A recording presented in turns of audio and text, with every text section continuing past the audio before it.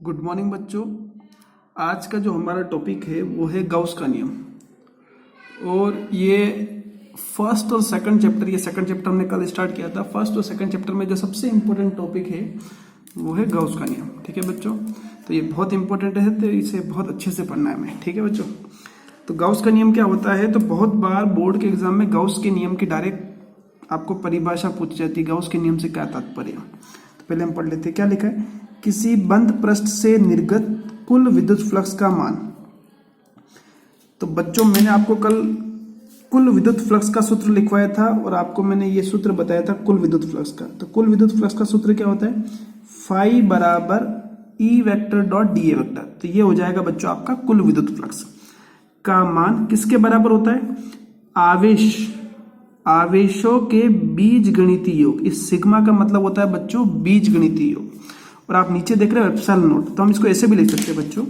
यहां हम लिख सकते हैं आवेशों के बीजगणितीय योग के 1/एप्सिलॉन नॉट गुणा के बराबर होता है। ठीक है बच्चों, क्या कहेंगे हम इसे? हम कहते हैं बच्चों कुल फ्लक्स।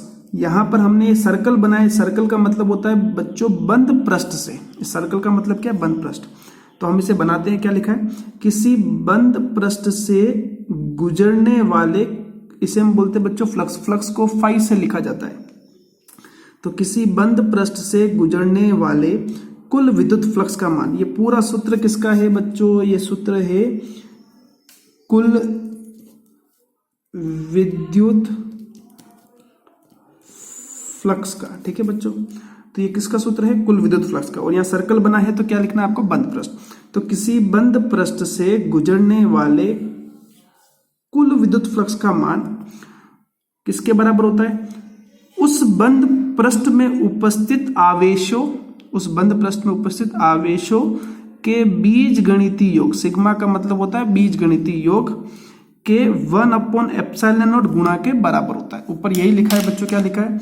किसी बंद पृष्ठ से निर्गत कुल विद्युत फ्लक्स का मान उस बंद पृष्ठ में उपस्थित कुल विद्युत फ्लक्स का मान उस बंद पृष्ठ में उपस्थित आवेशों के बीजगणितीय योग के 1/एप्सिलॉन नॉट गुणा के बराबर होता है। ये बहुत इंपॉर्टेंट है बच्चों, इसको आप एक दो बार लिख देना तो आपको अच्छा समझ में आ जाएगा। ठीक है बच्चों, परिभाषा बहुत इंपॉर्टेंट है। ठीक है, अब हम बच्चों पढ़ते हैं गाउस के नियम का सत्यापन। हमें क्या करना है? गाउस के नियम का सत्यापन करना है। तो हम एक काम करते हैं, एक गोला लेते हैं। इस गोले के केंद्र पर मैंने कितना आवेश रख दिया बच्चों? +q आवेश ले लिया। हमें पता है बच्चों अगर आपने आवेश रखा है तो उस आवेश के चारों ओर क्या बनेगा? विद्युत क्षेत्र बनेगा। उस विद्युत क्षेत्र में बहुत सारी क्या होगी? विद्युत बल रेखाएं होगी।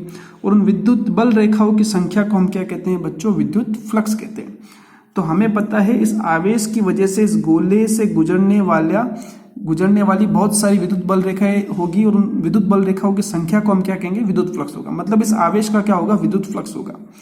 तो हम क्या करते हैं, इस आवेश का हमें कुल विद्युत फ्लक्स ज्ञात करना है जो इस गोले से गुजर रहा है। ये गोला जो अभी सर्कल दिख रहा है, क्योंकि पेपर पे सर्कल ही बनेगा, तो इस गोले से गुजरने वाले कुल फ्लक्स का हमें मान ज्ञात करना है। तो हम क्या करते हैं, हमने यहाँ पर एक अल्पांश ले लिया। ठीक है बच्चों, क्या ले लिया हमने? एक अल्पांश। इस अल्पांश क्षेत्रफल लिया है तो इसको मैंने क्या नाम दे दिया? अल्पांश। इसलिए मैंने ds लिख दिया। पूरा होता तो s लिख देता।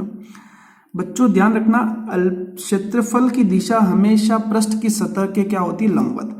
तो बच्चों अगर ये आपकी पृष्ठ, ये अगर इस गोले की पृष्ठ है तो इसका लंबवत क्या हो जाएगा? ये यहां n कैप का मतलब ही क्या होता है बच्चों? n का मतलब होता है नॉर्मल।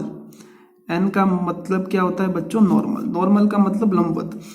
अर्थात ये n कैप क्या है? क्षेत्रफल के सदिश की दिशा है। मतलब ये क्षेत्रफल सदिश ds की दिशा है। किसकी दिशा है बच्चों? ये ds की, ds वेक्टर की। ठीक है बच्चों, तो क्षेत्रफल सदिश की दिशा किस तरफ है? इस तरफ है। ये आगे काम आएगी बच्चों। ठीक है, अगला आपने ये पृष्ठ लिया है। हमें पता है ये धन आवेश है। विद्युत क्षेत्र हमेशा धन आवेश से दूर जाता है। तो अगर ये +q है तो ये e की दिशा क्या होगी? धन आवेश से क्या होगी? दूर जाएगी। ठीक है बच्चों, क्या होगी? धन आवेश से क्या होगी? दूर जाएगी। तो यहाँ पर मैंने सब लिखा हुआ, क्या लिखा है? माना एक विलगित बिंदु धन आवेश, ये विलगित बिंदु धन आवेश +q किसी r त्रिज्या के गोले के केंद्र पर रखा है। किसी r त्रिज्या के गोले के केंद्र पर रखा है। कूलाम के नियम से गोले के पृष्ठ पर स्थित बिंदु पर विद्युत क्षेत्र की तीव्रता। बच्चों विद्युत क्षेत्र की तीव्रता का सूत्र होता है के क्यू अपन आर स्क्वायर। तो अगर इस बिंदु की दूरी r है तो क्या हो जाएगा बच्चों के क्यू अपन आर स्क्वायर। मैंने आपको पहले ही बताया था अगर विद्युत क्षेत्र के ऊपर आप सदिश का चिन्ह लगाओगे तो यहाँ पे आपको क्या लगाना पड़ेगा, एकांक सदिश लगाना पड़ेगा। ठीक है, क्योंकि सदिश बराबर होता है सदिश का परिमाण इंटू एकांक सदिश। ठीक है बच्चों, यहाँ पे मैंने और भी इसका यूज किया, आगे आप ध्यान रखना। तो ये मिल जाएगा। हमें ये भी पता है बच्चों, हमने फर्स्ट लेक्चर में पढ़ा था इस चैप्टर के कि k बराबर होता है बच्चों 1/4 पाई एप्सिलॉन नॉट। k बराबर क्या होता है बच्चों 1/4 पाई एप्सिलॉन नॉट। तो हमने k की जगह क्या रख दिया बच्चों 1 मतलब नीचे k की जगह क्या लिख देना 4 पाई एप्सिलॉन नॉट। तो k हट जाएगा, फिर क्या बचेगा q अपन आर स्क्वायर। ये हो गया q अपन आर स्क्वायर, ये आर कैप, तो बच्चों ये क्या आ गया आर कैप आ गया। ठीक है बच्चों, तो यदि आपसे पूछे आर कैप क्या है, तो विद्युत क्षेत्र भी सदिश राशि है, तो आर कैप क्या है एकांक सदिश है। विद्युत क्षेत्र की दिशा में क्या है एकांक सदिश, ये बना हुआ आर कैप। ठीक है, तो ओ से पी की दिशा में एकांक सदिश है। ठीक है, अब आपको क्या ज्ञात करना है, आपने अल्पांश लिया, माना कि पी बिंदु पर एक अल्पांश क्षेत्रफल ds है, तो ds वेक्टर की दिशा ज्ञात करनी है। बच्चों मैंने अभी आपको बताया सदिश बराबर सदिश का परिमाण इंटू एकांक सदिश। तो ये तो हो गया आपका सदिश क्षेत्रफल सदिश, ये क्षेत्रफल सदिश का परिमाण, क्षेत्रफल आपने कितना ले रखा है ds। क्षेत्रफल सदिश बराबर क्षेत्रफल सदिश का परिमाण इंटू एकांक सदिश। और एकांक सदिश मैंने क्या बोला, क्षेत्रफल का एकांक सदिश क्षेत्रफल के लंबवत होता है, और लंबवत होता है तो लंबवत को इंग्लिश में बोलते हैं नॉर्मल, तो इसलिए मैंने यहाँ पे क्या लिख दिया एन कैप लिख दिया। ठीक है बच्चों, अर्थात आर कैप भी इस दिशा में है, एन कैप भी किस दिशा में, इसी दिशा में। ठीक है बच्चों, ये 11th क्लास का वेक्टर चैप्टर आपका बहुत इंपॉर्टेंट है, तो उससे ही ये सब निकले हैं। ठीक है बच्चों, अब आपको क्या ज्ञात करना है, इस अल्पांश क्षेत्रफल से गुजरने वाला फ्लक्स ज्ञात करना है। मतलब हम क्या करेंगे बच्चों, फाई इक्वल टू ये वाली टर्म लेकर चलेंगे और बच्चों ये वाली टर्म लेके आ जाएंगे, sigma Q upon epsilon not अपने को लेके आना है। अब इसके अंदर सिग्मा क्यू मतलब कुल आवेश, कुल आवेश कितना है क्यू है, तो सिग्मा क्यू की जगह क्या आ जाएगा क्यू आ जाएगा। तो आप ये लेके कुल फ्लक्स को लेके चलेंगे और आपको लेकर क्या आना है क्यू अपन एप्सिलॉन नॉट लेके आना। अगर ये आ जाता है तो हो गया आपका सत्यापन। ठीक है बच्चों, अभी सोल्व कर देते हैं। तो हमको इसको लेके चलना है, इसको लेके चलना मतलब फ्लक्स ज्ञात करना है। तो फ्लक्स, तो यदि बच्चों फ्लक्स ज्ञात करना है तो हम फाई नहीं लेके हम क्या लेंगे बच्चों डी फाई लेंगे। क्या लेंगे बच्चों डी फाई।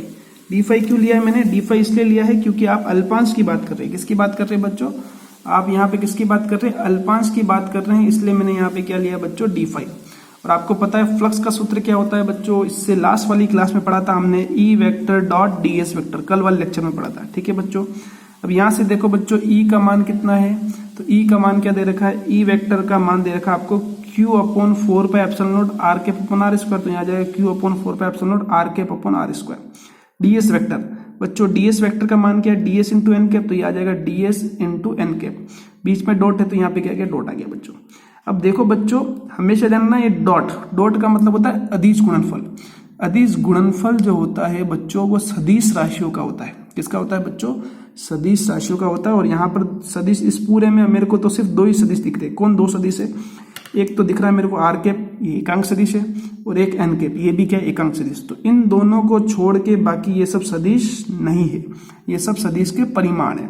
इन सबको बाहर ले लेते हैं, तो बाहर ले लें तो बच्चों क्या आ जाएगा Q upon 4 pi epsilon naught, ये Q upon 4 pi epsilon naught, ये आपका ds, ये आ गया आपका ds, ये आर स्क्वायर, ये आर स्क्वायर। अब सदिश क्या है बच्चों, एक तो आर कैप है और डॉट एन कैप, तो मैंने क्या लिख दिया R cap dot N cap. बच्चों अभी मैंने बताया आर कैप की दिशा भी इस तरफ है और एन कैप की दिशा भी इस तरफ है। ठीक है बच्चों, अगर दोनों की दिशा क्या है समान है तो बच्चों आपको पता होना चाहिए R cap dot N cap का सूत्र हो जाएगा mod of R cap mod of N cap cos theta. पढ़ा होगा आप लोगों ने A vector dot B vector equal to होता है बच्चों ए बी कोस थीटा। तो R cap dot N cap क्या हो जाएगा बच्चों, R mod of R cap mod of N cap cos theta. अब बच्चों आर की दिशा भी उस तरफ है, ये एकांक सदिश है और एकांक सदिश का परिमाण 1 होता है। एन कैप भी एकांक सदिश है, इसका परिमाण भी कितना हो जाएगा 1 हो जाएगा। और बच्चों देखो आर कैप भी इस दिशा में है, एन कैप भी इस दिशा में, दोनों की दिशा क्या है समान है। तो थीटा की वैल्यू कितनी हो जाएगी बच्चों 0 डिग्री। तो यहाँ पे आप रखोगे कोस 0, कोस 0 का मान भी कितना होता है 1। तो बच्चों R cap dot N cap क्या मिलेगा 1 इंटू 1 इंटू 1 मिलेगा आपको 1। ठीक है बच्चों, तो ये कितना हो गया 1 हो गया। तो आपको क्या मिला Q upon 4 pi epsilon naught ds upon R square. ये क्या हो जाएगा, 1 हो जाएगा। इधर क्या बचा, d5 और e vector dot ds vector. आ जाते हैं अगले पेज पे। ये देखो बच्चों, r cap dot n cap क्या हो गया, 1 हो गया। क्यों हो, r कैप डॉट 1 के n कैप क्या हो गया, 1 हो गया। क्यों हो गया, मैंने आपको पहले ही बता दिया है, ठीक है बच्चों। अब आगे देखिए बच्चों, यहाँ क्या लिखा है बच्चों, d5 इक्वल टू, इधर क्या था, e vector dot ds vector. बाकी जो बचा था मैंने यूं की यूं लिख दिया, ठीक है बच्चों। ये तो आपने अल्पांश की वजह से क्षेत्रफल ज्ञात किया। आपको अल्पांश की वजह से नहीं ज्ञात करना है, आपको पूरे गोले की वजह से ज्ञात करना है। आपको पता है, अगर अल्पांश की वजह से आपको विद्युत फ्लक्स पता है और संपूर्ण गोले का विद्युत फ्लक्स अगर आपको ज्ञात करना है, तो आप क्या करोगे बच्चों, समाकलन कर दोगे। तो मैं क्या कर देता हूं, इन दोनों तरफ क्या कर देता हूं, समाकलन कर देता हूं बच्चों। अगर d5 का समाकलन होगा तो आपको क्या मिलेगा, 5 मिलेगा। यहाँ पर भी मैंने क्या कर दिया, समाकलन कर दिया। यहाँ सर्कल क्यों बनाया, सर्कल इसलिए बनाया क्योंकि हम बंद पृष्ठ की बात कर रहे हैं। ये क्या आ जाएगा, e vector dot ds vector. इधर क्या लिखा है बच्चों, q upon 4 pi epsilon naught ds upon r square, ठीक है बच्चों। अब बच्चों इनमें जो कांस्टेंट है वो सब बाहर आ जाएंगे। q कांस्टेंट बाहर आ जाएगा, 4 कांस्टेंट बाहर आ जाएगा, पाई कांस्टेंट बाहर आ जाएगा, एप्सिलॉन नॉट भी कांस्टेंट वो भी बाहर आ जाएगा। गोले की त्रिज्या नियत है तो वो भी क्या आ जाएगी, बाहर आ जाएगी। अंदर सिर्फ ds बचेगा, और ds क्या है, कुछ नहीं, तो मैंने क्या लिख दिया बच्चों, 1 लिख दिया। और 1 का s के सापेक्ष समाकलन क्या हो जाएगा बच्चों, s हो जाएगा, ठीक है बच्चों। s मतलब क्षेत्रफल, और किसका क्षेत्रफल, पूरे गोले का क्षेत्रफल। बच्चों पूरे गोले का क्षेत्रफल होता है 4 पाई r स्क्वायर। क्या होता है बच्चों, पूरे गोले का क्षेत्रफल 4 पाई r स्क्वायर। अब देखो बच्चों, 4 पाई से 4 पाई गया, r स्क्वायर से r स्क्वायर गया, क्या मिलेगा आपको, ऊपर q मिलेगा, नीचे क्या मिलेगा, एप्सिलॉन नॉट। q अपन क्या मिल गया, एप्सिलॉन नॉट। और इधर क्या मिला, 5 बराबर e vector dot ds vector equal to q upon epsilon naught. तो बच्चों ये किसका है, गाउस का नियम है। गाउस का नियम मैंने क्या बताया था, ये मैंने बोला था कुल विद्युत फ्लक्स। तो किसी, और इस सर्कल को क्या बोलते हैं, बंद पृष्ठ। तो किसी बंद पृष्ठ से गुजरने वाले कुल विद्युत फ्लक्स का मान उस बंद पृष्ठ में उपस्थित आवेशों के बीजगणितीय योग, आवेश q है तो q लिख दिया, आवेशों के बीजगणितीय योग के 1 अपॉन एप्सिलॉन नॉट गुणा के बराबर होता है। ये आपके गाउस के नियम का क्या हो गया, सत्यापन हो गया। बच्चों यदि बंद पृष्ठ में आवेश का मान है अगर शून्य है, मतलब आवेश है ही नहीं, यदि बंद पृष्ठ में उपस्थित कुल आवेश का मान क्या, शून्य। अगर q 0 हो जाएगा तो फ्लक्स का मान भी क्या हो जाएगा बच्चों, 0। तो कुल विद्युत फ्लक्स का मान भी क्या हो जाएगा, 0 हो जाएगा। और गाउस के नियम के उपयोग के लिए हमेशा हमें क्या करना पड़ता है, बंद पृष्ठ की कल्पना करनी पड़ेगी अगर आपको गाउस के नियम का यूज करना है। और उस बंद पृष्ठ को हम क्या कहते हैं बच्चों, गाउसीय पृष्ठ कहते हैं। ये टॉपिक मोस्ट इंपॉर्टेंट टॉपिक है। इस टॉपिक को अगर आपको और अच्छे से समझना है तो आप इस वीडियो को कम से कम 2 बार देखना, आपको समझ में आ जाएगा। आप इस टॉपिक को 1-2 बार लिख देना, और ये मोस्ट इंपॉर्टेंट टॉपिक है। आई होप आपको आज का टॉपिक समझ में आ गया होगा बच्चों। थैंक यू बच्चों।